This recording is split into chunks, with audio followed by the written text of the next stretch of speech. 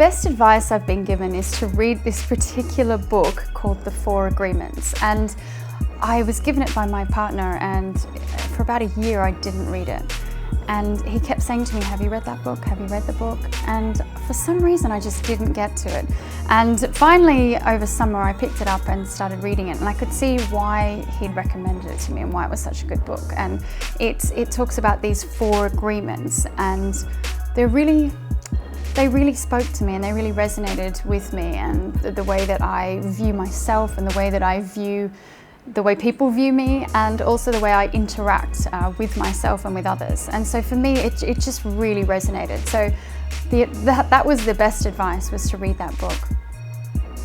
There are just so many people who inspire us in so many different parts of our lives, and I feel that just picking one would be incredibly difficult. Businesswomen, Nicole Bremner, she's a mother of 5 and a fund manager. When I was working in the city, she really inspired me because I really wanted to be a mother, and I'm a mother of 3 now.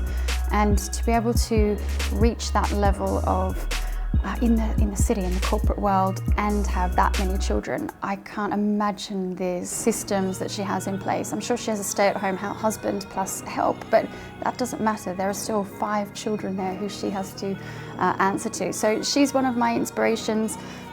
Anyone in sporting, just people, I'm one of those people that watch the Olympics in tears, because these people are so incredible what they achieve. And I'm always rooting for the underdog, but they're the people who really inspire me as well. Just anyone who really puts everything in. But also Tim Ferriss, I know that's probably a little cliche, but I find him really inspirational because he lives his life as this human guinea pig.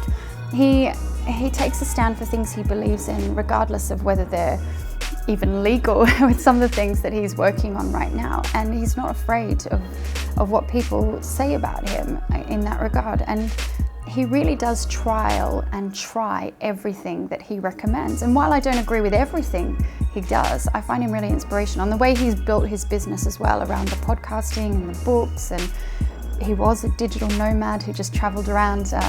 I'm not in a position to do that with children, but I just really admire him and that business that he's built up for himself. Well, the best book's a novel I'm reading at the moment. It's a memoir, and it's called Love Warrior. And it's written about this woman, and I don't want to give too much of the story away, but to me, this woman speaks to me, and she speaks about loneliness within relationships and about the struggles of being a mother and the various expectations that you have of yourself, that you have of your partner, and of the way that you and your partner interact. And it's really resonated with me, and I'm reading all these pages, and I'm reading it in hard copy. I'm not bothered whether I read a Kindle or whether I read a hard copy. For me, I read on my phone most of the time actually, but a friend gave me this book, so I'm reading it in hard copy, and I'm taking photos and thinking, this paragraph, I need to send it to Nick, or this paragraph, I really need someone to read this, or I need to send this to Paul, my partner. And so it's really resonating with me in a way that a novel or a book like that has impacted me before. So that's the first one. The second one is the book that I referenced earlier, which is The 4 Agreements by Don Miguel Ruiz, I think is how you pronounce it. And it's called The 4 Agreements.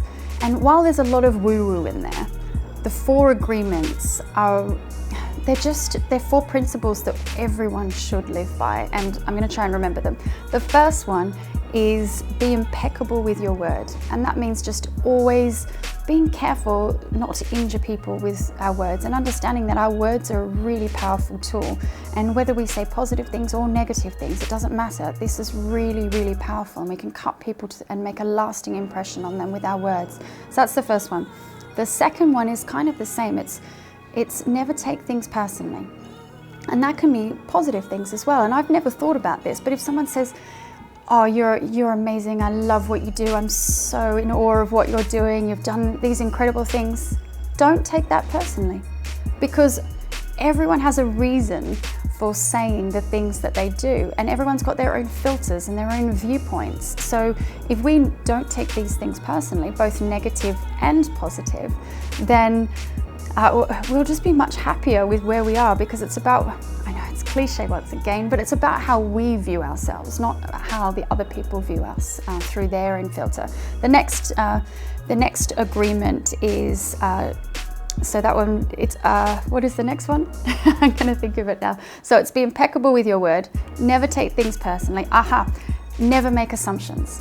And so for me, a perfect example was today, a friend sent me a text message. Instantly, I thought it was a negative, and I showed another friend and said, look what she's just sent me, and she went, I don't know what you're doing in there. You're making an assumption that she's saying this in a negative way, and yet she's not. I don't think she is. And so it's just, don't make assumptions. There's that famous quote out of Under Siege 2, which, assumption's the mother of all mess ups. And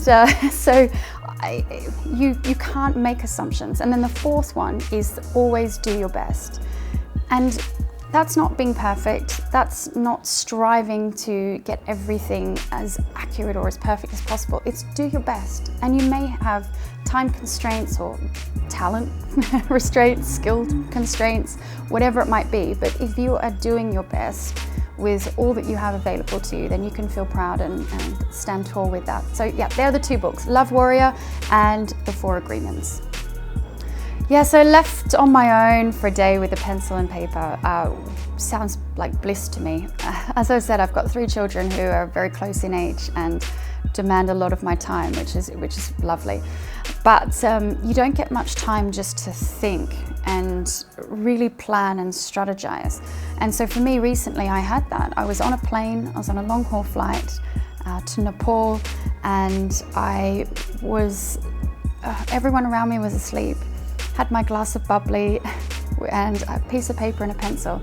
And I just had time to sit and write down goals and ambitions and strategies and to-do lists, but on a bigger level, on a macro level, not just the little day-to-day, but the big things that I wanted to achieve. And to me, that was really therapeutic. And when my partner woke up, I had this big grin on my face because I really felt like I'd achieved something during that flight, and I felt much more focused for the rest of that flight and that trip away. And so for me, left to myself with a pencil and paper, it would just be to write down goals and desires and gratefulness and, again, all that sort of stuff. There's a number of things, and anyone can have children. It's not really that hard, but I'm really proud of my children and having them. They're great little characters. Often they drive me insane, but I am immensely proud of them. And especially they're going through a bit of a hard time right now, and they're being really resilient and adapting to the change that's thrown at them. So I'm really, really proud of creating these 3 beautiful beings that I'm enjoying watching grow up. I'm not one of those mums that says, I wish they'd stay as babies forever. Love babies, and I'd happily have lots of them, but I'm really enjoying seeing my little adult personalities come out of my children. So that's one thing. The second thing I'm proud of is I'm proud of running a marathon. And I know so many people run a marathon now, but I've had health issues. I've had cancer twice and all sorts of things. So for me, running a marathon, it wasn't that big a deal, but I really just wanted to do it. And I told myself the whole way through, if I didn't do it in under 4 hours, I was going to have to do it again. And so I did it in about 3:58. And I was so proud of myself for doing it, because I'd set a goal, I'd worked through the steps, and I'd achieved it. And so it didn't matter what that goal was, it's the fact that I did it. And then after I went on to do a triathlon at Blenheim Palace, which again, I'd never been on a bike for the last 12 months, and before that I'd been on a bike once before to ride to Brighton and back. Or no, just to Brighton, sorry. And so I went and did this triathlon. I can't even swim properly, which is odd being Australian, but I'm not a great swimmer. And I did this triathlon and I finished, and I came in the top 10% of my age group, which I thought was hilarious. I don't know who does these triathlons, but yeah, clearly people don't train so much for them. So that's another thing I was really proud of. And then thirdly is writing a book. And lots of people talk about writing a book, but not many people actually do. And I don't think everyone should write a book. You should only write a book if you really feel that you've got something that you wanted to give and to share. And I wanted to share my story and talk about who I was and what I was doing and how other people could perhaps do that too. So I was really, really proud of myself. And in fact, when my book was published, I had this really strange emptiness afterwards, because so much of me had gone in that.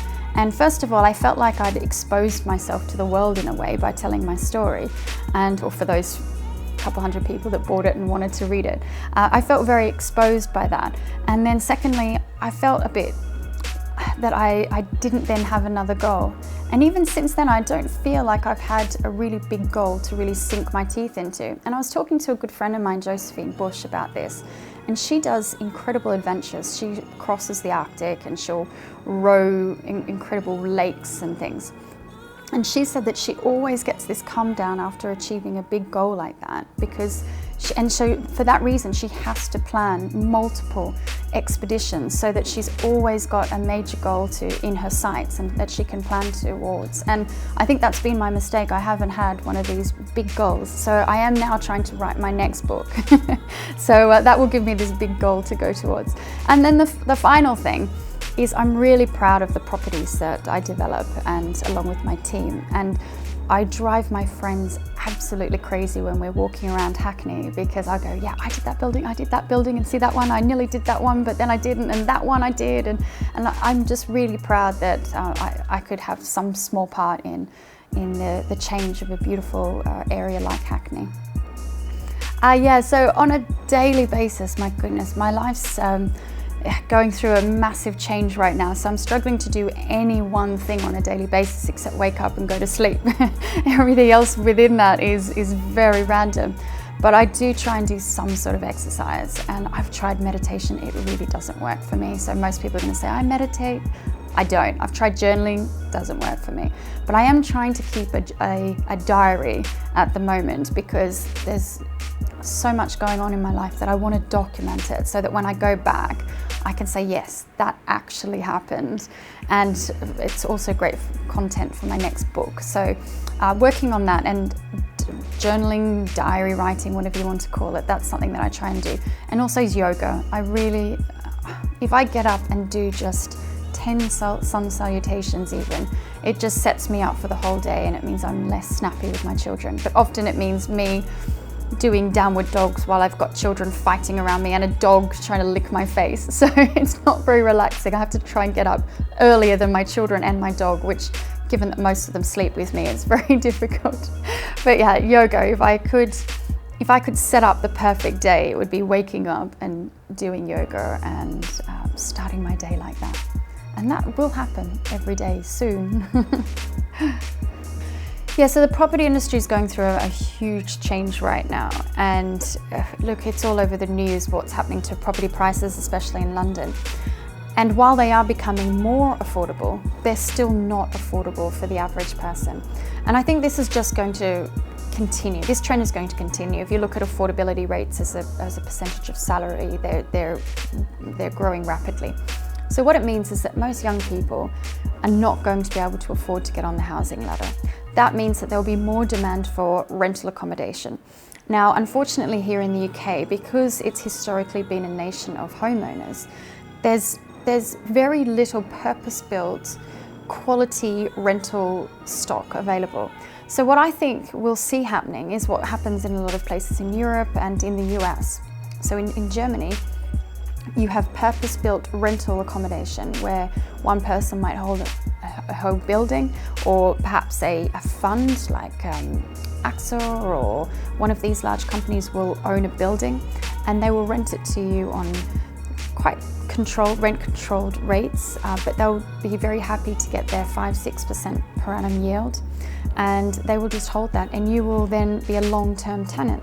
And the same goes for the US market. If you look at the condo market, you can't buy those, you can only rent them, and the rents are very controlled. But it also means that the amenities that you have there, they've got porters and concierge, they've got gyms and pools and creches even, they've got playrooms where you can, I lived in one in New York, and yeah, we had a playroom where all the parents could go with their children and know that there was somewhere safe and communal that you could go. And it's quite lonely being in a big city when you're a new parent, and especially a really transil city like New York or London. So to have somewhere where you could just go and there'd be other mums and dads around with their kids was really great to build these relationships. I think I think that having purpose-built quality accommodation, rental accommodation, is the next big thing. And to take that a step further, a lot of young people now are the digital nomads, and I plan on very soon, as soon as I can,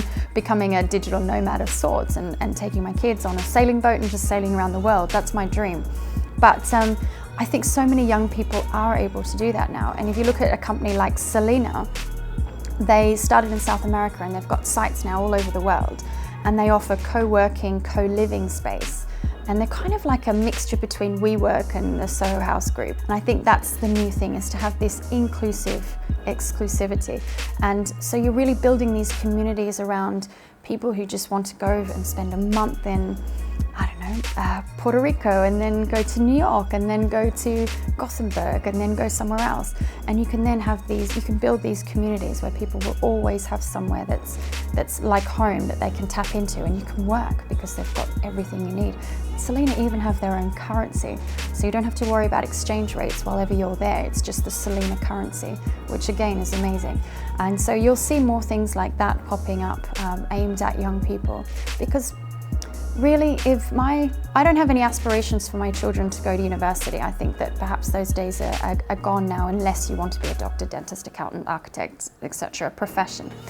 But what I would like for my children is for them not to be saddled with the debt and responsibility of a home. I don't want that for them. What I want them to do is go and experience life while they can. Because you imagine being 20 and going and living on a sailboat and sailing around the world, and having that alternative lifestyle, and how much more you would get from that than being saddled with debt and having to live in zone 4 or beyond and catch public transport in every day. That to me is not what I want for my children, and I've done that.